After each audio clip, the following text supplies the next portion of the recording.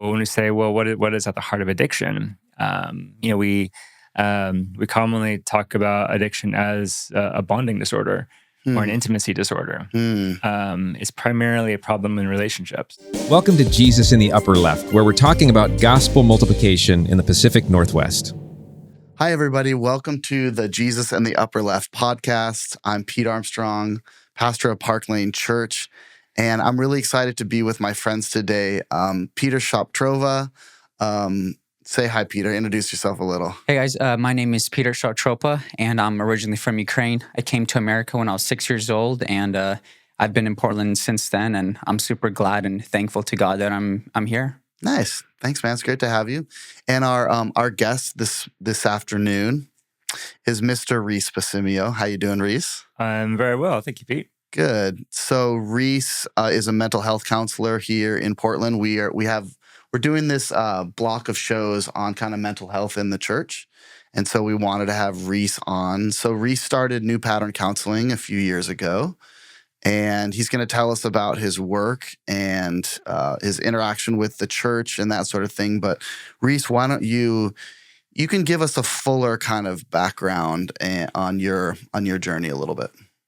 All right. The background, short or long version? We'll do the short version. Yeah. Medium. So back when my parents left the Catholic Church, that was actually part of it.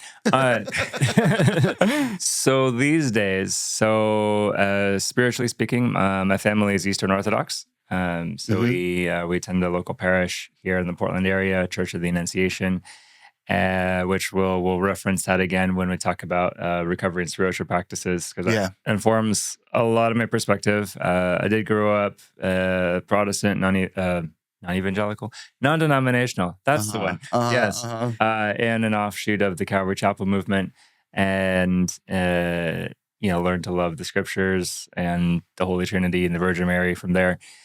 And yeah, it was really good. It was really good to be centered in the faith in that way. And it was always just kind of a normal thing that, my family, we love Jesus. We obey God. We try to do what's right that way. And that was always very normal.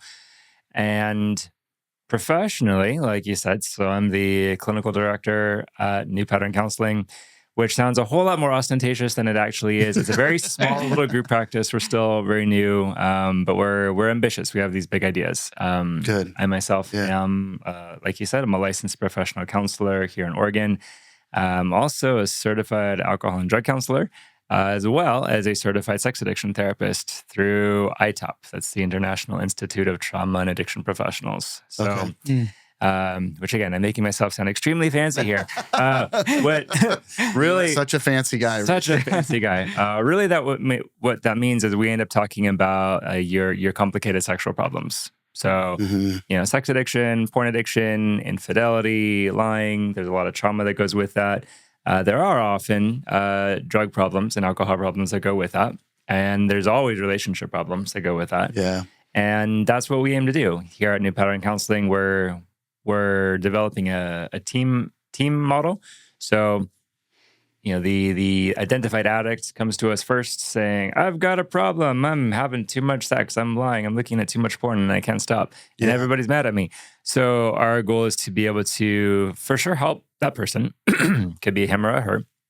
But also help the partner, because the partner needs a lot of help. It's not their fault, but they have their own healing journey to go through, and there's specialized support for that, and we offer that. Oh, cool. And we also want to be able to support the kids when they are kids, because goodness knows kids are affected by everything that the parents do. So our goal is to be able to provide services to every member of the family as they go through the process of recovering from addiction and trauma that goes with that. And technically, we're not a Christian agency, because I just didn't feel like that was our branding path. But we are very faith friendly.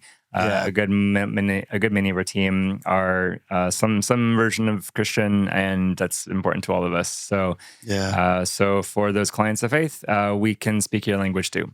So. Yeah, that's cool. So what made you, I don't think I've ever heard this, we've been friends for a couple of years, but I don't think I've ever heard how you got into this field, or if you felt really drawn to it, or is it just kind of like a natural like opening or kind of opportunity to serve the community in that way? Or what made you go down that path of like trying to serve people that are suffering with various kinds of addictions? Good question. So some of it started with my own story. I originally wanted to do Protestant youth ministry, and Uh-huh. then that didn't work out. Okay. Yes, there's a story there. We'll talk after. We'll talk after. Yeah, for the after party. Well, you'll catch it on the Patreon. But I knew I wanted to do something helpful, meaningful. Yeah. Maybe it's an aspect of my own personality drama, but like I've always needed like a special job. So that's my narcissism. I need to be special. But anyway, so the form that I always took was I want to help people, and especially I wanted to help people find the kingdom. Yeah. And I started a counseling journey during my own process of like, deconstruction. I don't know what I believe about anything. And at the time, counseling, psychology seemed to offer more of the kind of work that I wanted to be able to do. Yeah. I could have the deep, healing conversations with people that I just couldn't have in the church. The churches I knew at that time didn't offer that vocabulary or that tool or those tools. So, and you were, just to interrupt a little bit, so you were like in grad school at this time, or where were you educationally? Well, let's see. So I did my bachelor's degree at Multnomah Bible College. I started back when they were Multnomah Bible College before they became Multnomah University, and now they're not. Let's not mention the Jessup. Yeah. But so I did my undergrad there and got a minor in psychology in my early 20s, and then late 20s after I got married, I went back for a master's in counseling. Cool. And yes, kind of like probably like 26 to 33 was kind of my like, I don't really know what I believe or if I'm going to like really stick with the church or not. And I can never shake the sense that God is real. Yeah. And that really matters. So I couldn't like follow my friends into the atheist sphere. But I was very unsettled by the evangelical churches that I knew at the time. It was important to me to be able to lead people in a way that was, practical and useful and like in the body. And at the time, I was very, very caught up in kind of the religion of social justice and counseling and psychology. And at the time, I was like elevating those in value above what the church could offer, which I wouldn't do that these days. Yeah. But at the time, that was kind of where my head was at. And the churches that I knew at the time just weren't living up to it. So that was part of what the draw was to counseling. I was like, well, here in the counseling room, I can talk to people about their feelings as important. Yeah. We believe in trauma. Yeah. The body's important. How you live is important. We can get out of the intellectual sphere. And we can talk about doubts. We can talk about sex. We can talk about sexuality. We can talk about these, deep, dark things. And it's okay. We don't get offended by people. Yeah. And then also part of the draw to recovery work, it's my own story. I have my own addiction problems and I'm in my own recovery process. And so there was an affinity there. Yeah. I mean, with pornography in particular, it's my story. It's every guy I've ever known. So all of my friends. So at this point, I kind of giggled to myself a little bit when some Christian guy comes up to me and they're all just like kind of sheepishly, awkwardly like, I look at porn a little too much, or I used to look at porn. I'm like, oh, cool, you're a normal kid, like me too. And it's like so like not unusual to me anymore. So anyway. Yeah. I mean, one of the things that I wanted to kind of you to touch upon is, and just to hop into the conversation of just like addiction, what kind of lies at the heart of addiction? I mean, you've talked to many people. And so what are some like insights you've learned, through the years that really stood out to you that helps you see things more clearly? Because people are fighting with outward addictions, whether, with the physical things, but what really lies at the heart of it? Pain. I was gonna. Amen. We'll end it here. Right. Yeah. Go home. So there's pain points for all of us, and Yeah, it's Some part of living in a broken world, like a sinful world, and yeah, yeah. yeah, and all of us had to survive our childhoods, Mm-hmm. and Mm-hmm. Lord bless our parents. They made some mistakes, even the very best of them. Some of those mistakes are really egregious, like they abuse us in different ways. Some of those mistakes are more subtle, like they don't give us the emotional nurture we need to fully develop into an emotionally intelligent person. That's how we learn intimacy. So that one's a more covert one. Uh-huh. I would speculate, us being men here, we're probably more susceptible to have experienced that. Yeah. But all that to say, so we have to survive our childhoods. There's painful things that happen. There's things that are missing. And so we develop a set of survival skills for how we get through life. And in particular, our deepest desire, is for God, Yeah. always, and that has to be Yeah. understood. Yeah. But one of the primary ways that we experience God is through relationship. And so Mm-hmm. Mm-hmm. we could say a little bit more broadly, our deepest desires are for relationship. Yeah. To With God and others. with God and others. It's something that we learn is through the practice of venerating icons, which is a hallmark in Orthodox practice. But encountering the icon is encountering, it's a series of veils, you could say, that reveal a deeper truth. The wood and the paint on the wall reveal the saint, who themselves reveal God, who in His grace made them what they were. And so when you approach an icon, it actually is this really intimate moment, this really profoundly intimate encounter where you become seen by the divine. And if you're really entering it, you're opening yourself up and able to see. We casually call icons, windows to heaven. And there's this thing that we long for, to see and be seen, to know and be known, to love and be loved. That is the essence of the human experience, being made in the image of God. So when that's present, we can do anything. We can become who God meant us to be. Yeah. We can connect with people. Yeah. We can endure. We can have joy. We and can peace. We can have joy and peace. We can endure struggles and everything. When that's missing in any form, that's an inescapable pain, and the way that we respond to that, encapsulates pretty much every dysfunction that we can think of. So when we say, well, what is at the heart of addiction? We commonly talk about addiction as a bonding disorder or an intimacy disorder. It's primarily a problem in relationships. Yeah. There's also a lot of brain science that goes into it. The physiology is really interesting. How physical dependence develops, the healing of the brain, and these sorts of things. Right, and certainly, there's a whole lot of societal influences. Genetics is a bit of a piece of it, but at the core of it, we could think of it this way. Lots of kids in their teens and 20s do a lot of drugs and have a lot of sex and do a lot of stupid things. Not all of them become addicts. Not all of them develop these compulsive patterns of behavior that just spiral and destroy their lives. And there's a lot of reasons for that. But speaking in broad strokes, the people who already knew themselves, already could function as humans, and initially approached these experiences, initially did the stupid things more out of curiosity or maybe a bit of peer pressure. They had somewhere to return to. The people who get stuck there didn't have that. It's people who didn't have secure attachments, didn't have people to teach them by experience how to be in a relationship and how to cope with life through relationship. And so they essentially formed relationships with alcohol, cannabis, pornography, video games, the internet, online shopping, and everything. So that's what they go back to. That's what they go back to. Yeah, that's their normal, maybe. Yeah. Yeah. Huh.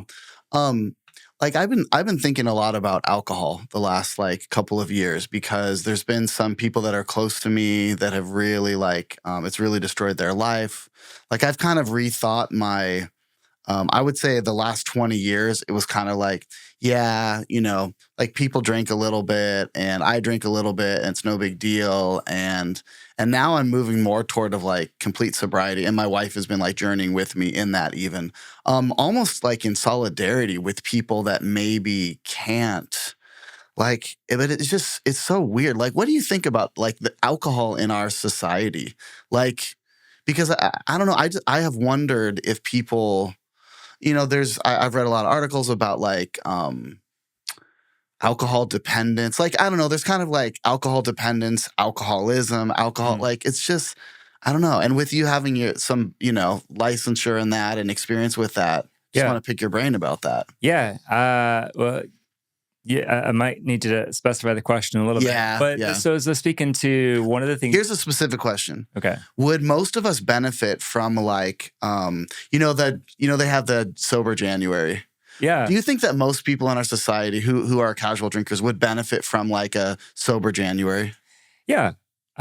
So something else that you learn following the liturgical calendar is you're going to bring it all back to orthodoxy. Love it, Reese. Let's do it, man. So one feature of the liturgical calendar is a cycle of feasting and fasting. Yeah. So most famous is Great Lent, which is the period of time leading up to Great Pascha or to Easter. Mm-hmm. There's also a couple other major fasts. There's the Nativity fast. That's also a longer one.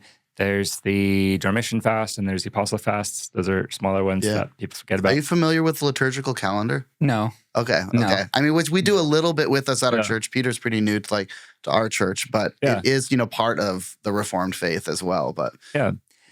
So there's these fasting seasons, and there's also, fasting days, usually Wednesdays and Fridays.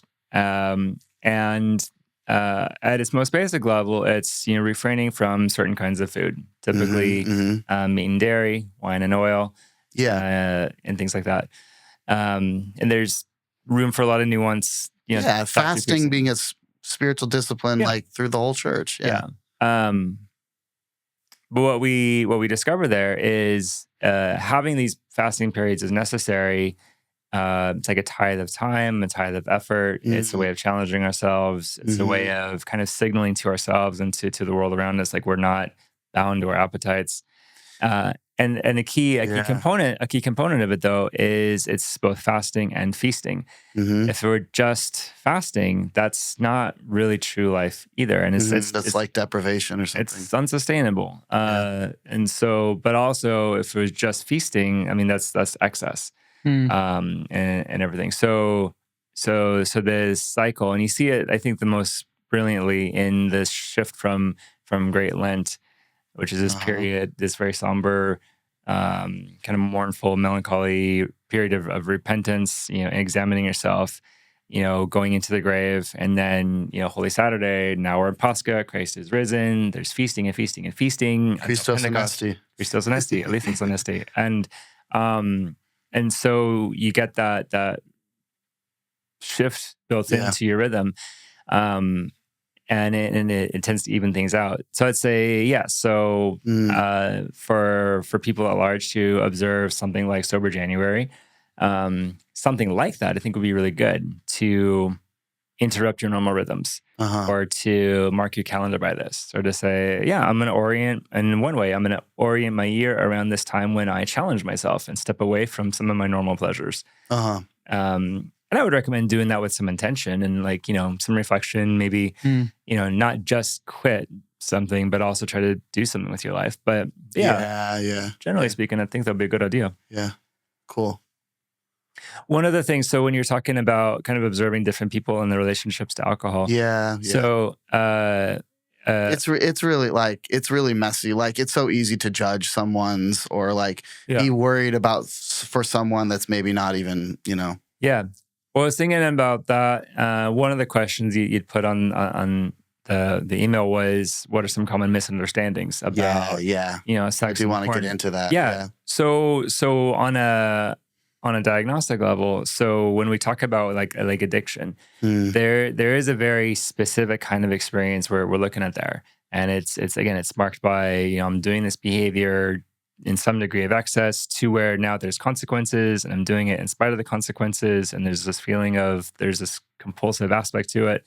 Yeah. Usually there's, physical dependence, though, and that's fancy speak for I need more of it to get the same effect. And I start to feel really bad if I don't have it.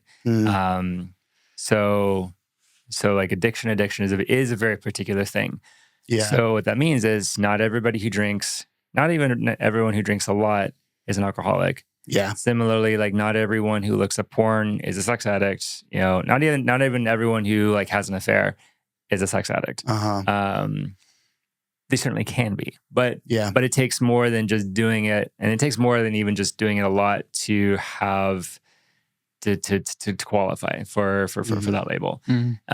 So as we're looking at people who, I could look at somebody who like maybe drinks a lot, and it can say, well, that's more objectively not good for their health, especially if they're like pre-diabetes or something. But they're also not necessarily like addicted to it. It can also just be, well, this is just part of their habit, part of the ritual. And maybe it's kind of an expensive ritual, but like it's not, that's not the thing breaking their life. When it starts to create unmanageability, that's when we really want to say, okay, you might be qualifying for different labels now. Yeah. So one of the things that you mentioned was just about appetites, and I just find it so vital for anyone to practice the discipline of fasting. And really, it does starve the flesh, where one does depend upon God in saying no to my flesh and yes to God. If we looked around, how many of us can actually look and say no to our food, especially when it's delicious? If it's something that you're just you're just wanting so bad, and just being able to say no to it. And it just begins with the small little things where we're abstaining from, because it's saying that my loyalty is ultimately to God and not to my appetites. And this is like, even in Philippians, I'm just reminded where it's like their God is their belly. It's their appetites. Yeah, and that's, we live with such opulence, like in North America in 2024, where we don't like so many of us get to eat. Like we don't, we're not wondering where our next meal is coming from. And like, if you've traveled anywhere, you see that is a daily reality for a lot of people of like, they're not choosing to fast. They're just only going to eat 1 or 2 meals today or whatever. Yeah. And it's really a spiritual discipline that I feel like is so neglected. Yeah. It's not really talked about, because it's like, how often do we engage in this discipline of where we're abstaining from the things that our, body wants so much? Yeah. Yeah. How does this play into part, and how does this help someone who is a sex addict or into pornography? How does fasting play a part into that? Because it seems like, from my personal experience, when we're engaging and indulging in food constantly and we're not fasting, it seems like we're much more prone to sexual immorality. And so how does those correlate? Yeah. So I was thinking about, so I'm going to connect this to some of the questions you'd asked about how like pastors and like recovery people can partner, or how can pastors and counselors partner over this. Yeah. So Peter, we are noticing how these passions can compound. So that's an observable thing. We talk about that as addiction interaction disorder. That's not an official like disorder in the DSM, but it's a phenomenon that we observe. It's very rarely a person has just one vice. They usually come in clusters. Right. It might be, they like a couple different drugs. Often the switch between like alcohol and sex, or porn and cannabis or something. There's things that we do there. There's a lot of links between sexual behavior and food. They're both in the body. They activate the brain circuit seeking comfort, seeking soothing. Sex is very soothing, comforting, the way that food is, whereas porn is very dissociative. So they do a little bit different things there.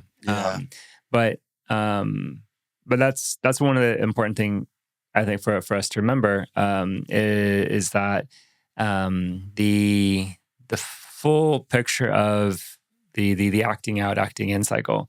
A person might be abusing alcohol. They might be abusing sex. They might be abusing porn. They might be abusing the internet. You might be, abusing video games, things like that.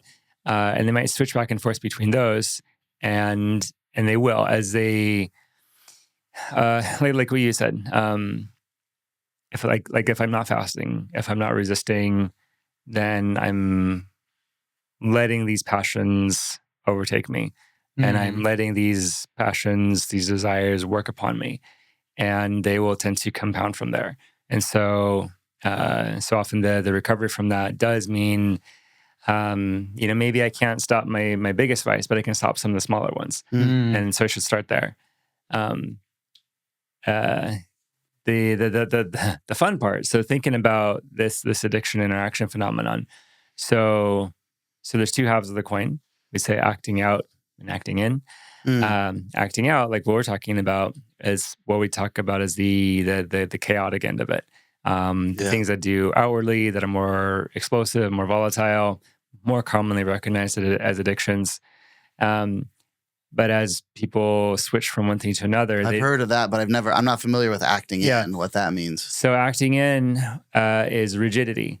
It's working inward. And so it would be very much, if we're going to look for biblical parallel, something like the difference between the publican and the Pharisee, or something like that. Yeah. This acting in is I would say, so an acting in person, they may have quit a bunch of this chaotic stuff, but now what they've shifted to is maybe they're always at the gym, or they become the workaholic, or more dicey, they've gotten into religiosity, or they're using church as their new drug, and you can kind of tell it by, and it's an interesting shift to look for because, in the best of times, spirituality is hard work. It takes being strict with yourself. It takes it's strenuous work. But those people who are really attaining a bit of holiness, you can kind of tell because there's also a gentleness about them. And there's a compassion to them, and there's kind of a flexibility to them. They're just kind of an unruffledness to them. Someone who is maybe acting in the church, that's gonna more likely be the person who is doing all of the right things, and they better do them, and you better do them too. And I can't afford even the remotest trace of a sexual thought, and curse it, and just kind of like overworking themselves and just really preoccupied. Or those people who are bless them for reading the Bible, but they read so much that they don't really allow themselves to have any original thoughts of their own. And in that way, using the scriptural text as a way to disconnect from themselves. Cursing every sexual thought. I remember the moment in college where a professor shared with me that Jesus was tempted as well. And Jesus, and that was such a game changer to me, because I think I had grown up in such a shame culture that was you should be ashamed for having a sexual thought. You should be ashamed for looking at a woman. You should be and it was Jesus was tempted, but he did not sin. Both of those halves, it was just oh, wow. So I'm going to be tempted my whole life, but I don't have to live in that. And the more you beat yourself up about it, the more you probably do live in it and come to be obsessed with it of I'm an awful person because I'm tempted by beautiful women or tempted by this or that fantasy and that sort of thing. There's a way where one feature of acting in is aversion, or in particular sexual aversion. And that's not a healthy relationship to have with sex either, because it's an extreme one. So being preoccupied with sex, that's an extreme. Being averse to it is another extreme. There's a divine middle that exists in the middle, and it's a lot harder to get to. But it does exist. I love that. I don't think I've heard that phrase before, the divine middle. One of the questions you'd put out was, what are some things that are kind of misunderstood about sex addiction? I'd say one of them that I suspect happens more in religious settings is that if I just hate on this enough, it'll go away. Or if I feel bad about myself, that means I'm better. or Yeah. I'm healed. Granted, there is definitely, I mean, sin is sin, and we shouldn't like sin. Sin is sin. Yeah. Thank you, Reese. Yeah. Yeah. But and there is huge spiritual benefit to remorse. Uh-huh. Again, in Orthodox practice, where there's a lot of language around, weeping for your sins Yeah. as something very curative and very purifying of the soul. Yeah. But again, that's done in the context of like, God loves me. God is inviting me back. There is a way forward. I mean, in the Orthodox Church, it's a very practical one. Like, you go to confession, you go to communion, and it's very specific. You're not just left in this undifferentiated, guilt. Yeah, I love being part of a church that we confess our sins every week, but we also are assured of our forgiveness and of God's grace, and then we go out to live. I'm concerned about the state of many churches that's never part of their liturgy at all. Like, I think that's a tragedy. Yeah. So having remorse, feeling sad for having done a bad thing, that's healthy. Staying there without taking action is what we recognize as shame. And that's the disconnective thing, that's the corrosive thing. And so again, recognizing, hey, I'm gonna crave alcohol, I'm gonna crave drunkenness, I'm gonna crave sex, I'm gonna crave these lustful images, I'm gonna crave an anger explosion at my wife or my kids. Those are harmful things. Those are evidence of my own brokenness, the sickness of sin. But just hating that on its own isn't going to heal me. I have to also love something. I have to love someone. Yeah. One of the things I wanted to mention. Can we talk about Augustine for the next hour? Yeah. But was just how sanctification is double-sided in that, it's being set apart, but it's also, running away and fleeing away from sexual sin, but also pursuing righteousness, right? And so it has a positive you can't take something and a away negative. and not have something fill it. Exactly. Yeah. And so, because yes, on one end, it's like we hate our own sin, but then also on the other hand, we pursue Christ. Because if you have one without the other, it's just going to be crippled, And so being able to have both ends, because then it creates a healthy balance within our lives where, where, yes, we see the damaging effect of what sexual sin does in my life, but then also knowing that Christ is my healer, knowing that Christ is the one who forgives and restores me. Yeah. So a lot of times, some of the phrases in this world that are cemented in my brain are like, we're harmed in community, but we're healed in community. So like you do groups, right? Again, I think, because I think most people watching the podcast, pastors, Christian leaders most of them have probably not been in a 12-step group or a recover group, that sort of thing. What do you think they should know, or what, maybe they have bad impressions of from television shows, movies, like what happens in a recovery group? Yes, there are some bad representations on television. For sure. Yeah, for sure. Probably the extreme that makes people uncomfortable is the idea of like, I go into a room of strangers and I tell all the bad things in my life, and then I have to listen to all of them tell all of their bad things, and then I go home. It's kind of like a bad version of confession or something. Yeah, it's really bad. Which I'm sure that happens, and if that's happened to you, I'm sorry. That's not what groups are meant to be. So I'll talk a little bit more about like the counseling groups. Yeah. Just because in a counseling group, are you like a teacher or a mediator? Depends on the kind of group. Okay. In a process group, and that's the kind that I do, more of a mediator. So let me back up a second. So separate from this conversation, another friend had asked, "Hey, I'm dealing with these things. Should I? And I'm already part of a church. Should I go to SAA or should I go to counseling?" And I was saying yes. And part of the reason for that is, again, recognizing, very broadly speaking, what are some of the differences between what happens in the church and what can happen in the counseling office? Yeah.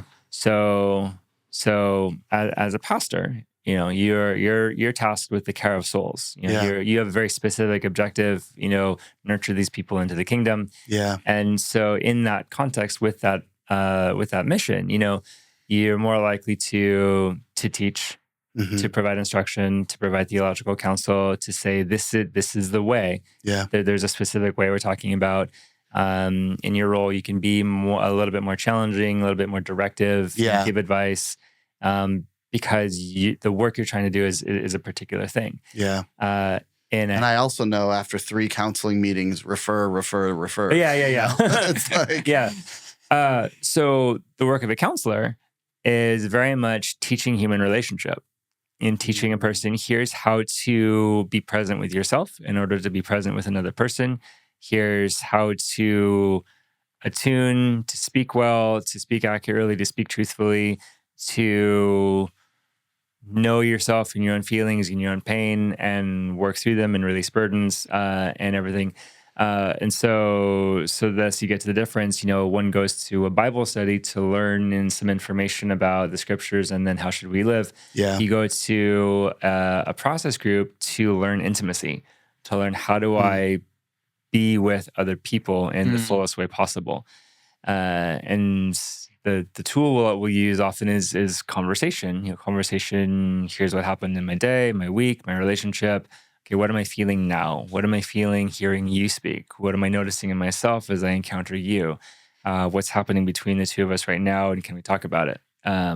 It's a very different sort of objective, and also really valuable. And I would say people need both. People need people, where the recovery world and the counseling world is lacking often is that ultimate direction and trajectory. So we need the spiritual focus, but people also need to be with each other. So I would say it's no failure at all on the pastor's part to refer to a counselor, and to the parishioner, like you're not cheating on anything by leaving church and then going to see a counselor during the week or something. There's 2 different tasks you have to do. And they'd require different language. That, and it's a little counterintuitive for me, but you're saying that like the way to healing for an addict is through that intimacy. So as they're in these process groups and they're learning how to relate to each other, they're learning how to be in their body, they're learning their feelings, then that is the way out. Yeah. That is the way. And so this maxim, we're most deeply hurt and most greatly healed in a relationship. It's a true one. Or there's another, popular, speech by, Johann Hari, who's commenting on the Rat Park experiences, and he talks about, the opposite of addiction is connection. And it very much is that. Where I would play with the language a little bit, you're talking about, this process group as the way out. Well, I might be curious about like the scope of that. Am I thinking I'll go to a group for a year and then I'll be done or something? And here's where, you'd asked, what could spiritual leaders learn from the recovery process and everything. And it would be this idea of the way of life. So addiction is a lifestyle. Sobriety is a way of living that's fundamentally different at every level from being an addiction. Addiction is very dissociative, whereas sobriety means you have to be present. Addiction isolates. In sobriety, you're connected. When you're actively, acting out, acting in, you're either caught up in extremes of rigidity or chaos. In sobriety, you have access to the calm center of clarity. That is the part of you that can really know God. Acting out is characterized by like obsession, compulsion, preoccupation. A person who has achieved sobriety can have insight and clarity into themselves, and in that state can then approach something like the Bible and the church fathers and begin to understand kind of the way of things. And so coming out of addiction to sobriety is very much like the process of coming out of darkness, like into the light of the gospel. It's conversion essentially. Yeah. And what we know in Christian practice is that conversion is your whole life. Like you're never done going to church. You're never done, going to the liturgy. You're never done with the sacraments. Like that is the participation in God's work that you do. Yeah. And you do that all of the time. And so one thing essential to remember about what the recovery process is it's made up of your daily disciplines and the little actions you need to do just about every day to be okay. And it's, on that level, it's going to look like some common things like, I need to wake up on time. I need to make my bed. I need to clean myself. I need to feed myself. I should do something for fitness. I should do something connective. By the end of the day, I should do something interiorly reflective. Yeah. And I should do those just about every day. And that then is what marks your life as living differently than people who don't do those things. That's what it takes to make a recovery process work. And I would say, that's what it takes to make the Christian life work too. To yoke yourself to Jesus. I mean, yeah. But not just, I said this prayer one time and decided to follow Jesus, no turning back. But like, you stay yoked and you have to walk across this whole field. And so the spiritual practices, or the way of life, the rule of life, becomes really essential at that point, because it's like, okay, so otherwise, like so you say you're a Christian, cool. What does that mean? Yeah. What makes your life different from anyone else's? Unless you make your life different than everyone else's. Yeah. I mean, even following Christ, one of the things that God teaches me is that the more I walk with him, the more I see the importance of community. And even how you mentioned about how intimacy heals us and how being intimate with God heals our hearts, and how God uses the community to bring us to a place where we're able to be better, where, that desire for relationships is that place where we go, where God uses as a means to restore us. Yeah, and that's literally why we are here. That's literally why God created humankind, like out of the overflow of his love as the Trinity, and then to relate, to relate to other people as a reflection of that and as God's means of communicating his love. And So when someone comes to you with an addiction, what's the first thing that you tell them, basically? About what? So let's say about a sex addiction, or let's say specifically what's your intake, Reese? It's my intake. The first thing I'd want to know is what they want. What's their goal? What Jesus asked the disciples, right? What do you want? Yeah. What's driving them? Because I know ultimately I can't lead them somewhere they don't want to go. And if I'm trying to do that, and that'll put us in a state of conflict. Yeah. And if we disagree about our values or where we're wanting to go, and it can be open about that, then there's a conversation, and that can be okay. But that's something that I need to know right away is like, okay, so you got caught having, serial affairs and you're a compulsive liar and, blah, blah, blah. Are you bothered by that? Or did you just get caught? What do you want in life? Do you want to just not have affairs? Do you want to have more kids with your wife? Do you not care about any of that? The answers to that are going to make a huge difference on what kind of work I get to do with a person. Yeah. Is it, it must be so meaningful to you to see someone that is in addiction, and then for them to find healing. And I don't mean I've learned from Lily that there's relapses.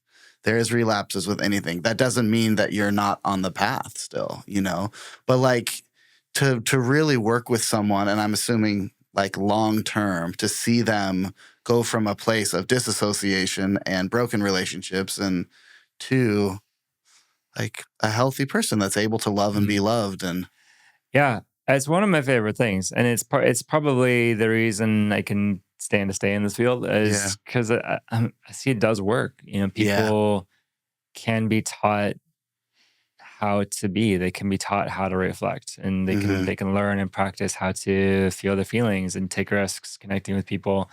And yeah, it is long and slow work. So the person thinking Yeah. like, I'm gonna, go to meetings for 6 months and be fine, or I'm gonna send my husband and boyfriend to therapy for a year and then everything will be great.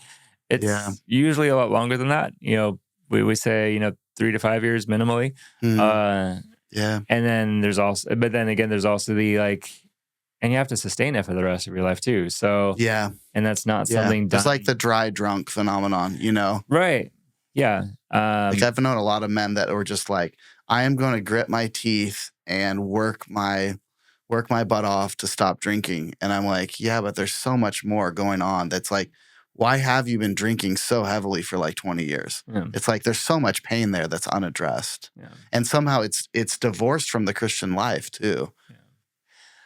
I wonder, so as you're in pastoral work and observing these things, what do Yeah. you observe keeps people from stepping up and saying, I have a problem here? Yeah. Or what do you observe keeps people from seeking out a more involved level of help? Yeah.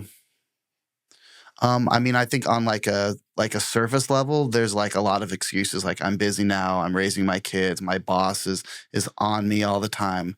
So it's easy to kind of push it to the side and keep doing what you've been doing. But then on like a deeper level, I think like the main culprit is just shame, the shame of it. And like I think once you've been in church for a while, it's you feel like and like I believe that the devil is like whispering in your ear all the time to be like, I can't reveal myself. I can't show my real self, like, which is crazy because you're really just showing that you need Christ, that you need that you're that you're a normal person. From dust we came, to dust we will return. But there's so much wrapped up of that. Of like, I think in our tradition or our church, it's like, well, I've been in church my whole life. I've been here for 50 years, and I should be beyond this. But really, they're not, because it takes such intentionality in the world that we're living in today to have spiritual practices, to grow, to be connected to even I could talk to him blue in the face about Calvin, like, no, God and yourself, but we don't do those things. Yeah. When you talk about this person who's like, I've been in church 50 years, I've grown up here, I should be such and such, I should be this way or that way, or I should not be struggling with this or that. Yeah. So we can recognize the presence of, we call them different things, like, narratives, mind stories, scripts, Yeah. the sense of this is an expectation that I've been handed.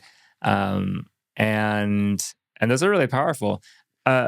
I'd be curious. I mean, you guys who are in the church. So we're talking about sex in particular. Yeah. What are some narratives that you're aware of just flying around church culture that affect how we think about sex? Do you have another hour? Okay. Oh my gosh, I do. And I don't know, I feel like you and I have talked about this a lot, because Peter's background, like in the Slavic community, is a lot of like young marriages and stuff, which can be good. Like I got married pretty young and everything, but also there's like, I feel like I wonder, there's just so much pressure. There's just so much pressure around that. Or even the like, yeah, I do. I worry, like just being like a 44-year-old dude who now, I've been around the block a couple times. Like if these 20-year-olds think they're going to get like, they're waiting because sex is the unforgivable sin. Like that is what's preached a lot in like evangelical Pentecostal Reformed churches, just like if you're going to do anything, don't do that, don't have sex before you're married. And then their wedding night, it's going to be like mind blowing. Like I just worry for them. Of like, I still like, I remember I told my associate pastor a few years ago, like, I'm 41 years old and I still believe the best sex is ahead of me, because my wife and I grow in intimacy and our relationship and understanding each other, like as the years and the decades go by, and like it only gets sweeter and better as the deeper that you know each other and everything. And so, yeah, that kind of, I feel like that's talked about a lot in like our cultural moment, but Yeah, I just worry. And also I worry that there's so much shame around sexuality that they'll never talk to anyone about it. Like there's definitely like people that are not from my church and, but they know like I'm a pretty available, like down to earth pastor, and they'll come and talk to me about like, yeah, we're having sex before we're married. We really feel guilty about it, but we don't want to tell our church. We don't want to tell our pastor, and then you just kind of are able to walk with them through that and really like minister to them and just share hope with them. But I think there's a lot of that in, Yeah. what would you say, Peter? I mean, so from my background and from where I grew up, I mean, people are getting married at a pretty young age. And so, and of course, there is that pressure where, they want you to get married. It's like, if you're past Who, 21. the older generation? Yeah. And whether it be parents, they obviously want you to get married. And so, of course, one of the things like I do appreciate about my communities because they do take life serious, like in the sense of, they're not prolonging that process, where they're dating for 7 years and then there's a heartbreak and then, they go crazy. And so, and then on the other hand, of course, from the way that I grew up, of course, like sex is a serious thing. And I think all three of us would say that. and and the consequences of it, of what happens, and Proverbs does talk about that. But I think a lot of times, I think at times it's like when you're young, of course, you have the sexual craving, that you can be driven by it, that you kind of forget about all the red flags. That sometimes it's like you pursue this marriage as the end of being the pleasure of sex rather than let me glorify God. In this marriage. And so I would say, I think a lot of times is that people pursue the sex aspect of where this is the pinnacle of life here. And I've reached the pleasure of pleasures here. Yeah. And because we want the thing that's forbidden. Like, and if it's so forbidden, of course you're going to take the fruit, And it's dicey because we'll say, we will assign this value to sex as this is the pinnacle of, pleasures and pleasures. And that's where our desire can get thwarted, to now be saying, I'm desiring this thing, this perfect orgasm, this dopamine rush. But again, our desire is supposed to be for God and, close second for true intimacy with another person. And so, but yeah, we'll oftentimes give up intimacy for intensity, and think we're getting love, and it leaves us brokenhearted or leaves us empty. Yeah, So. I mean, I'll talk. Whether with married people, and one of the things is that if you use sex as a means to all, you will be disappointed. That sex is a means for intimacy. Because intimacy is what we're wanting. Created for, And so I believe that, and I love it that you mentioned that because my mind just, it's just, I've never seen the depth of that, of how vital intimacy with God, how that heals us and with others. And so you have even in Psalms where it says, in your presence, there's fullness of joy. At your right hand, there's pleasures forevermore. And so how that really just makes us just come back to God and seeing that in Christ, that is where our pleasures are met and satisfied. It's in the very presence of God, being with God himself and walking alongside him. And what's amazing, what I would say to like that couple that, it is getting married just to sort of, just so the fire doesn't burn anymore or whatever. It's like God deals with that too. You know what I mean? Like God's grace is to be like, maybe you got married with selfish motives, or maybe you got married to like, because you thought it would clear your conscience or something like that. But God works with that too, to glorify himself, like through that.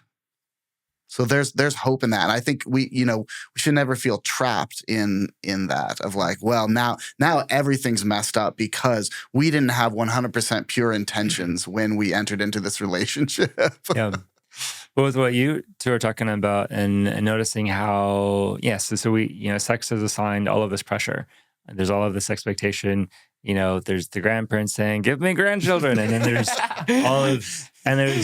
all of Hollywood culture saying, come on, dude, be a man, go have a lot of it, and things like that. And so you get it from a lot of places. Like, it's just assigned so much value, probably more than it actually has, or definitely more than it actually needs. And so we're thinking about it.